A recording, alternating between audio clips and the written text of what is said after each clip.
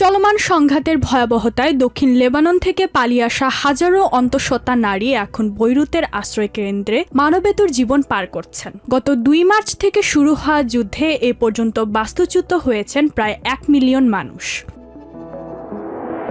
চিকিৎসক ও প্রয়োজনীয় সরঞ্জামের তীব্র সংকট সত্ত্বেও প্রতিকূল পরিবেশে জন্ম নিচ্ছে নতুন প্রাণ। হাসপাতালের বদলে এখন জনাকীর্ণ আশ্রয় কেন্দ্রেই বেড়ে উঠছে সাম্প্রতিক সংঘাতে জন্ম নেওয়া অনেক নবজাতক।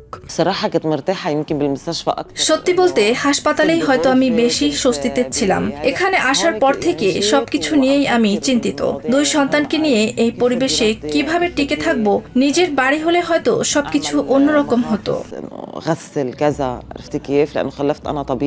জাতিসংঘের জনসংখ্যা তহবিল পরিসংখ্যান অনুযায়ী বর্তমানে লেবাননের প্রায় 13,500 গর্ভবতী নারী অনিশ্চয়তার মধ্যে রয়েছেন। এছাড়া পরবর্তী 30 দিনে অন্তত 1,500 জন অন্তঃসত্ত্বা নারী সন্তান জন্ম দিতে যাচ্ছেন। অস্বাস্থ্যকর পরিবেশ ও সরঞ্জামের অভাবে নবজাতকরা চর্মরোগ ও ঠান্ডায় ভুগলেও চিকিৎসকের সংকটে স্বাস্থ্যকর্মীরা শুধু মানসিক সহায়তাই দিতে পারছেন।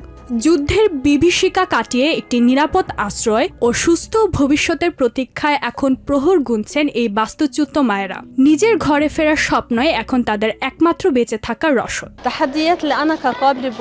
একজন স্বাস্থ্যকর্মী হিসেবে আমার সবচেয়ে বড় চ্যালেঞ্জ হলো এমন এক সময়ে মানসিক ও আবেগীয় সমর্থন দেওয়া। আমরা তাদের পরামর্শ দিচ্ছি, সাহস যোগাচ্ছি, কিন্তু বাস্তবে যা প্রয়োজন সেই সরঞ্জাম বা সুযোগ সুবিধাগুলো তাদের কাছে পৌঁছাচ্ছে না। ফলে আমাদের এই সহায়তা কেবল মৌখিক সান্ত্বনাতেই সীমাবদ্ধ থেকে যাচ্ছে।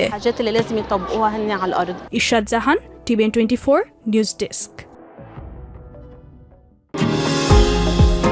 নিউ ইয়র্ক থেকে সম্প্রচারিত TVN 24 টেলিভিশন বিশ্বজুড়ে বাঙালির কণ্ঠস্বর।